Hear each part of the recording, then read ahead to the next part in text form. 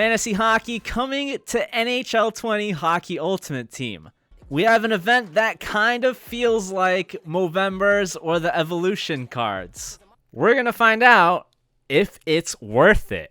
These cards start at a low overall, and they'll get +1 overall for every goal scored if they're a player, or every win if they're a goalie.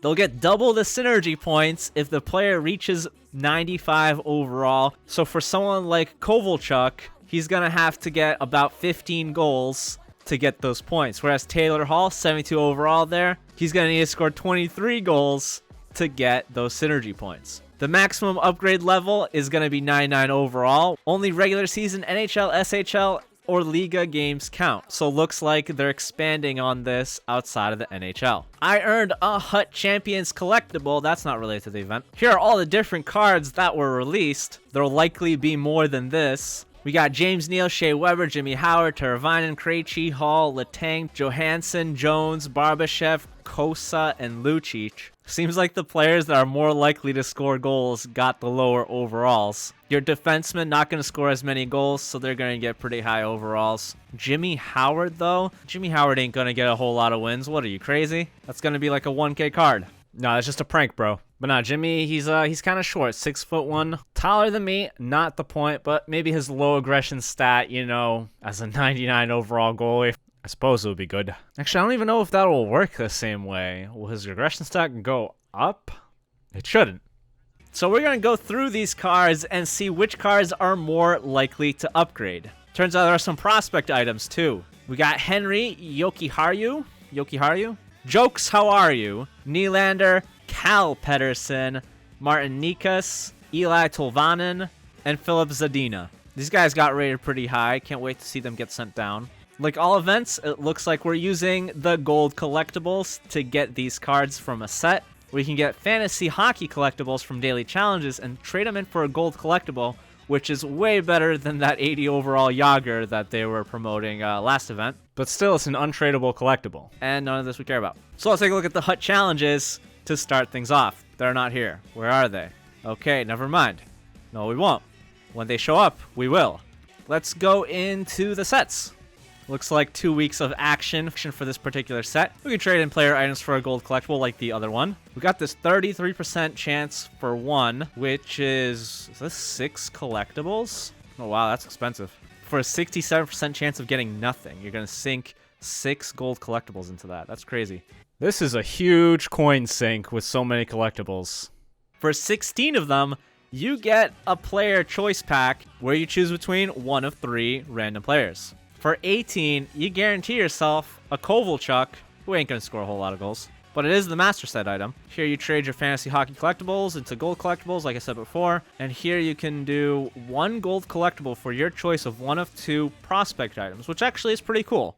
So you don't have to spend a whole lot of money. You can do those Hut challenges, and you guarantee yourself a fantasy hockey card that could turn into a pretty beastly card. Going into the store, we have a fantasy hockey ultra pack. 25 items, including at least 10 player items with at least 6 gold players. Now, for most of us, the way that you're going to get these fantasy player cards are going to be from packs. I can't see a whole lot of people spending money on gold collectibles for the sets.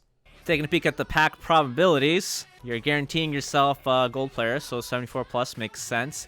80 plus players, 73%. Gold collectibles at 2%, that's at least nice. But these odds are kind of low. Not as good as the 30k Player's Choice pack that we were talking about before, where everybody was getting really good cards. But let's see what I get. Oh lord, I really don't want to do this, but I'll do it for you guys because I care about you.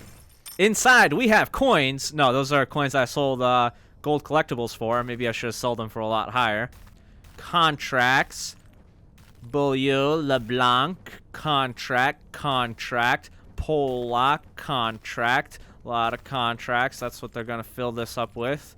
Oh my god. Okay, we're just going to skip the rest of them. Greg McKegg, Kronik, De La Rose. Wow, nothing. Okay. Yeah, that is trash. I would not buy this pack.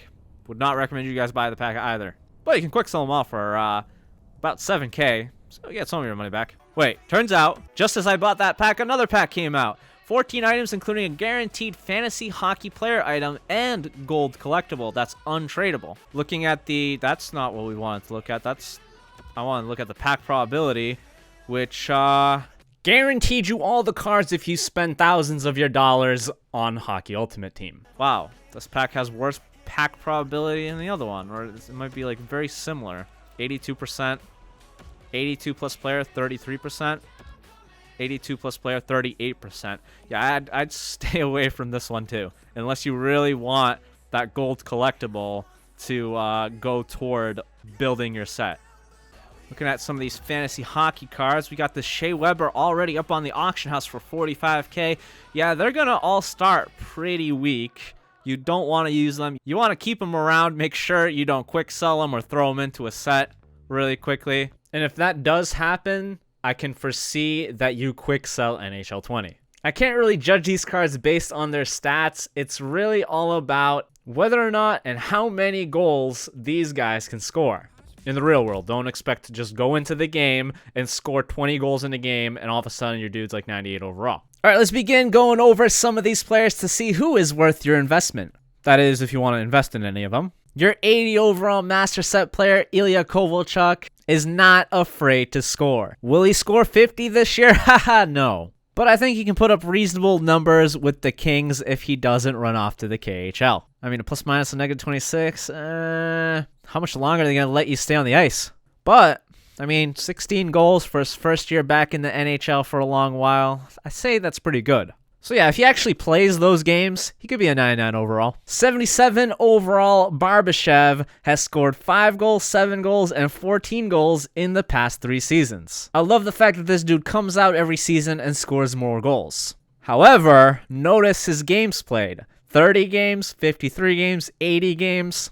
What's the next number in the sequence? I'll give you a hint. It's not like 120. For that reason, I think he's going to get around 10 to 12 goals. Let's meet in the middle at 11, giving him an 88 overall. I also don't know anything about who these guys are playing with this season. Maybe he's on a line with Tarasenko, or maybe he's on the opposite end of Tarasenko, so he's going to be harder to cover. I don't know. Taylor Hall is a top-notch goal scorer who will definitely upgrade if he stays healthy. Now, I can't control that.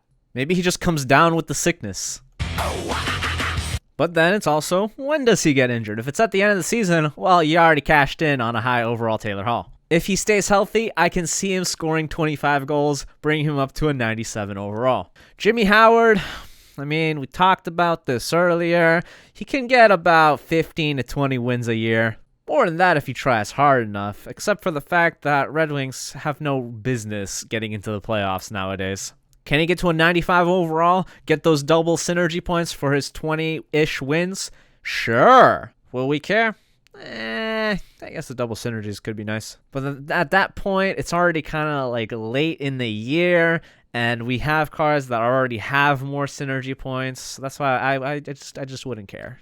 Seth Jones, he's gonna pile in at least 10 goals. As an 83 overall, is gonna bump him up to a 93 overall. Looks like he's been doing pretty well for himself ever since he started playing 70-plus games on the Blue Jackets. Cray has been consistently putting up 15-plus goals the past 4 years. And 2 of his lowest goal-scoring years in the past 4 years are when he didn't even play 80 games. Krejci can easily pot 20, and that's gonna bring him up to a 97 overall. Letang, when healthy, can get about 10 goals. Last season, he was pretty good. I would peg him for a little bit higher than that. I'd go with like 13 or 14. That'll bring his 82 overall card up to a 95. Lucic, I mean, when the puck goes off your butt, it still counts as a goal for you. Last 3 years, he's been steadily declining. 23 goals, 10 goals, 6 goals. Next year's going to be 1 goal. No, I don't think it'll be that bad. I think he'll do better than last year. Maybe score like 8 of them. That'll bring him up to an 87 overall. James Neal, outside of last year, has net at least 20 goals since 2012. He's going to come back. He's going to score more than 20 goals. And he's a 79 overall, so I can see him being a 99 overall. I think he's going to get 99 overall before anyone else. So he's my choice for the best player in this event. Johansson consistently scoring 14, 15 goals. Why not this year? That can bring him up to a 96 overall. As long as he stays healthy, of course. But even like his lowest years, I mean, that's because he only played half of the games outside of the first year. He'll do really well. Teravainen can certainly impress with those numbers. He's a 25-year-old that I think could easily put up another 20 goals. Finally, the last player of the Pro NHL group. He scores a good amount of goals when he's healthy, but he hasn't been the past 2 years. I think if he's healthy, he'll pot in at least 15 to bring him up to a 93 overall. Finally, this Finnish guy, Mikko Kosa. He's an 81 overall who scored 10 goals at least in the past 2 seasons. Problem, he's already 6 games and 2 goals into the 2020 season. So, don't think those will count. Well, he's on pace to get like 16, 17 goals, so that's nice at least.